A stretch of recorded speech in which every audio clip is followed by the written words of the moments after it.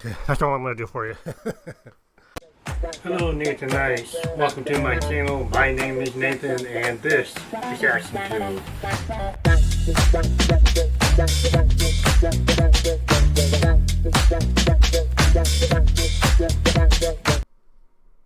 Hey Nathan Nice, welcome back to another video.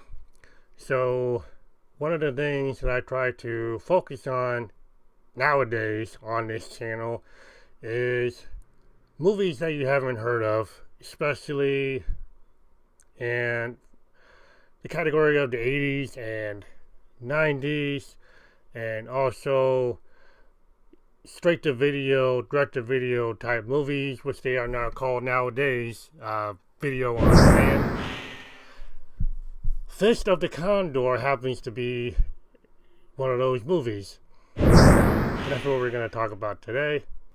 Fist of the Condor is about a martial artist who is being challenged and hunted down by other martial artists and even assassins because they think he has a secret book in his possession.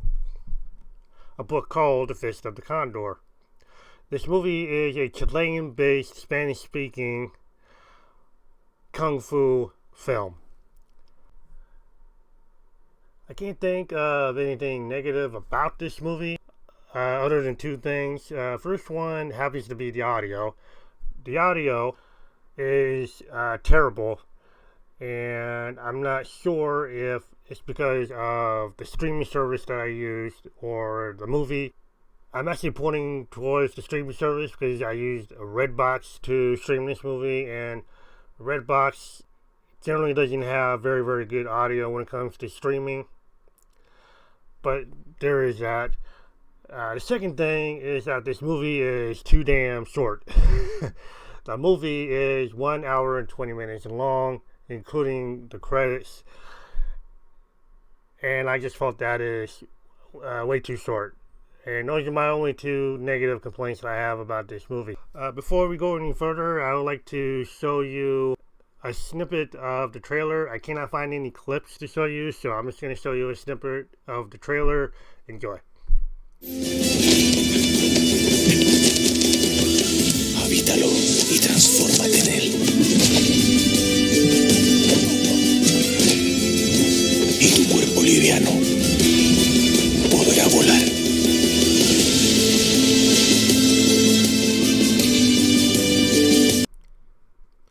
What's great about this movie, even though that is kind of short, it is very, very entertaining. It has great action, great shooting, great cinematography, great storytelling, and great choreography. And without spoiling anything, Marko Zaror put this movie together. He co-wrote the movie, he co-produced the movie, he's acting in the movie. He is the star of the film, and he's playing two characters in this film, which he does an absolute terrific job. And at the same time, it actually brings back the old kung fu films from the 70s, the 80s, and the 90s.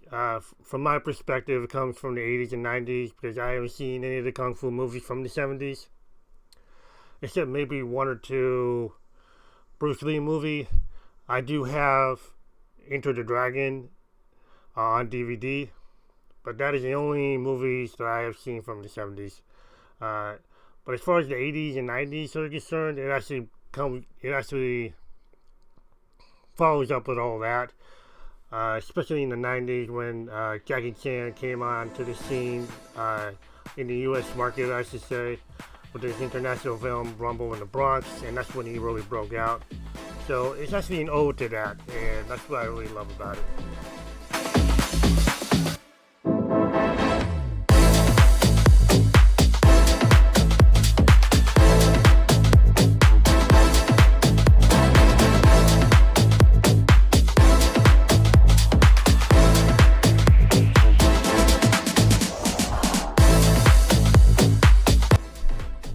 Marko Zaror is the only cast member in this movie that I know of, and I know of him because of a movie that I've seen him in called Undisputed 3, which I also have on DVD.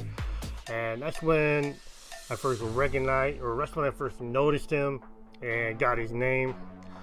I have seen him in other movies since. For example, Savage Dog. He's done The Redeemer, which is another Chilean-based movie, and most recently, he was in John Wick 4. And what's great about this is his rise as an actor, because I believe that this movie, John Wick 4, kind of set a precedent for him.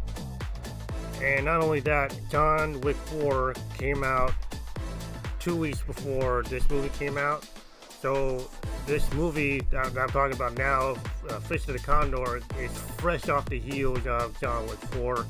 If you haven't seen Marko Zaror in action and you've seen John Wick 4, you have now seen him in action. He's a terrific martial artist. It was a good movie. John Wick 4 was a good movie.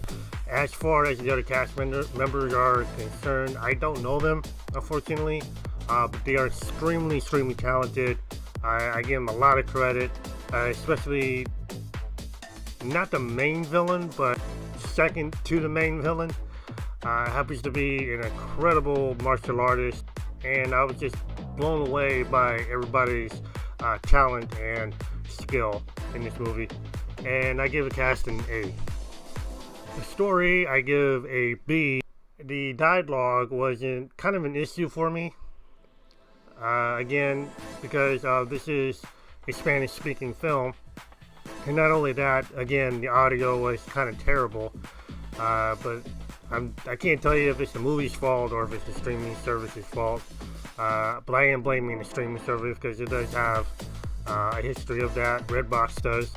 There was a lot of going back and forth into the past to the present, and usually I find that kind of annoying. But in this movie, it kind of came together really well. And now, since we don't have CGI in this movie, I'm going to cut to choreography and editing, which I think is really important for a martial arts film of this stature. I give this one a B. The shooting of the action of this movie was incredible. And we're dealing with people actually know how to shoot an action movie like this. Marko Zaror also happens to be one of the fight choreographers of this film. And I'm sure he collaborated with the other martial artists in this movie to provide us some, pretty good entertaining kung fu. And there's a lot of animalistic kung fu going on in this movie.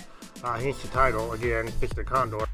But it was very beautiful, and it was very entertaining. It gets you really hooked on to, it gets you to watch what's going on. As far as the editing is concerned and the shooting, when we get to shoot the action, you get to see, you want to be able to see everything, and you do get to be able to see everything when it comes to movements and impacts and all that sort of thing. This is how you want to shoot an entire action film in this kind of box that you see here. And you don't want to shoot up close or anything like that, because you want to be able to see all the movements of the action, right? Because you can see that. That's what you want to see. You don't want to see this and then it cuts to that or whatever. It's weird. The editing of this film, this is a contradictory in terms, but I felt like it was enough, but also felt like it was too much, maybe. Especially when you're, trying to do a jump, for example. You're trying to jump over a pole, take like a pole vault in a certain way, which you'll kind of see in the movie without the pole. We see a character trying to jump over a pole, but you have to shoot it in such a way that he did actually jump from here, and then tilt the camera up to see him going up, and then back down to see him land, because without wires, you really can't do that in one smooth shot, you know. But as far as the fight scenes were concerned, I felt like there was a little too much editing going on there, but you still got to see everything. It was terrific shooting, terrific choreography, everything just came together nicely. And because of this movie, I know what costumes are. I know I mentioned this in a previous video, but I saw this movie before I made that movie, before I made that video. So I now know what costumes are, and you'll probably see a lot of it in the movie. I guess if you want to know what the costumes are, let's see if I can get one going for you here.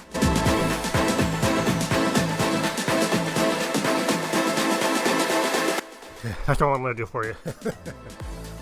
So overall, I'm going to give this movie a B+. I liked it how it came together. I liked the storytelling. I like the kung fu action. I also think that, again, this is a throwback to the old kung fu films of a decade ago era, 70s, 80s, and 90s. And it was because, you know, what it had. I mean, it looked like it was shot on film, even though because it had that graining effect. It was probably shot on digital, and then the graining effect was put on.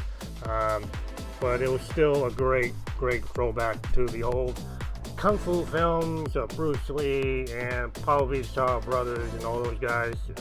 Great movie. Check it out. You'll love it. Where you can find it, I believe you can watch this on a streaming service called Haya, which is a martial arts based streaming service. You can also watch it on any other streaming service, honestly, that you can pay to watch. It also says you can watch it on YouTube, Amazon Prime Video, and YouTube TV.